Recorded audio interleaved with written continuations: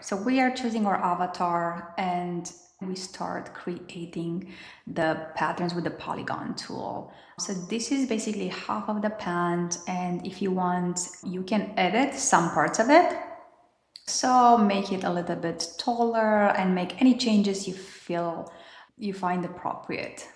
I'm going to speed up a little bit this process here because I'm sure that by now you know how to create a basic pant, but I'm just going through all the details just as a reminder. So once I created the patterns and I duplicate them for the back as well, I create a waistband. Maybe we can adjust it to be a little taller.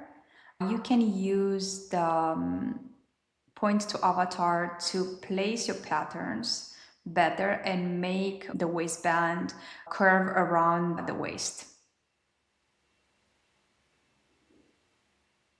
Once I'm happy with it, I'm going to start the sewing process for the waistband as well, for the sides, inseams, and then once I'm done with all the pieces, I'm gonna click simulate.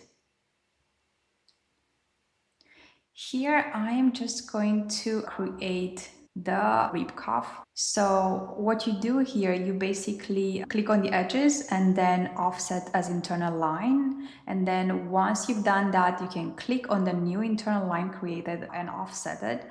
And you can click cut or cut them. And then you can remove the linking editing. And let's start on the waistband.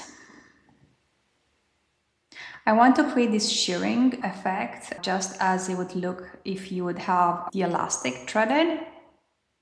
I'm going to make a copy of the waistband and I'm going to make the copy to be a little wider as you see below, and then I'm just going to start sewing on the edges.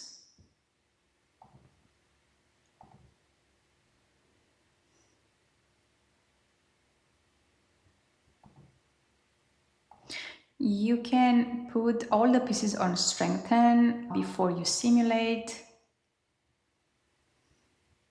It's gonna take a while, but I think it's gonna look all right. Now back to the editing tool. I'm going to select the top and the bottom lines of the patterns and then click right and distribute internal lines between segments. And here I'm going to put 2 of them. This is going to create the elastic effect. Let's do the same for the other piece. Distribute internal lines, 2 internal lines, evenly spaced.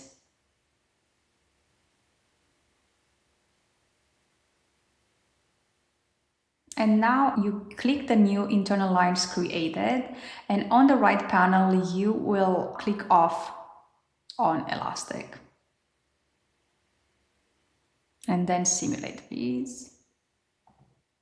I'm going to do the same for the other piece. The other pieces. Distribute internal lines, 2 lines, evenly spaced. And then I'm going to start sewing the internal lines to each other as you see below.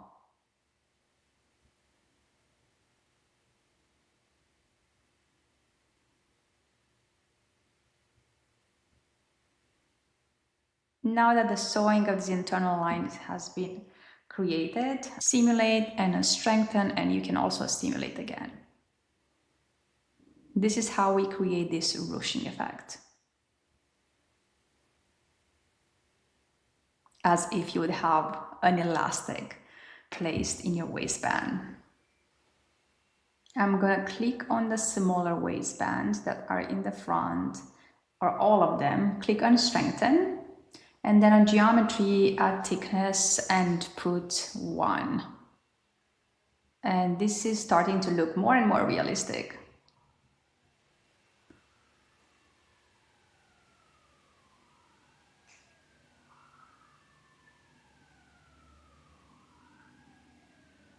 Okay.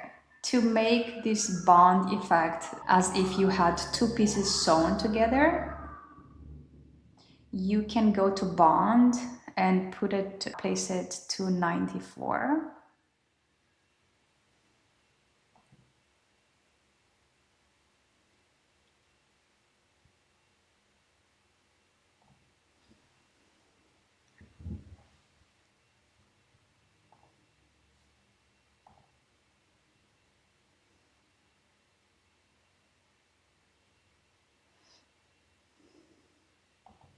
Okay, now I'm going to click on the edges of this pattern and then click right, distribute the internal line between segment.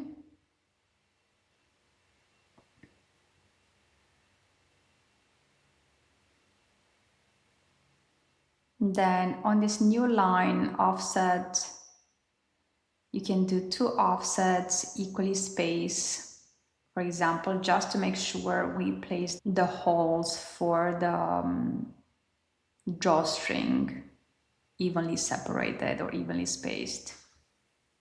Now you can take your ellipse, create an ellipse, and then just place the circle in the middle of the left line. Command C, Command V to make a copy, or Control C, Control V, and then cut and saw. And then you can remove the circle created and move it up. And you can do the same on the right side as well. Okay. And now what I'm doing here, I'm just going to move the internal line just to make it more, I guess, semicircle or a crescent. Like half moon. Okay, let's put the particle distance for these shapes, and then I will go look in the hardware and trims, choose the cording, open, click twice, open garment, and here I have my drawstrings with tips. I'm going to place them appropriately near the holes I have created, or for the tunnel. I'm going to place it just right next to those semicircles created to be able to sew them and make them look realistic. Okay, now once they're placed properly, I'm going to literally create this internal segment. You can edit the pattern here, and then I will sew the top of the cording to the internal lines created. I'll do the same for the right one as well. Okay, so now I have my drawstrings and my waistband with the elastic ruched in. Now I'm gonna go to fabric and just select one of the rib fabrics for the button cuffs, and I can change the color here to a dark color, and then the default fabric for the pant can be like some sort of a jersey or tencel. I'm going to tweak the color here so I get it as close as the image I have as reference. Also, I'm going to color the cording tips and also the waistband. And I think this is it for this part. So we finished our pant, and this is how it looks like. I'll see you in the next section.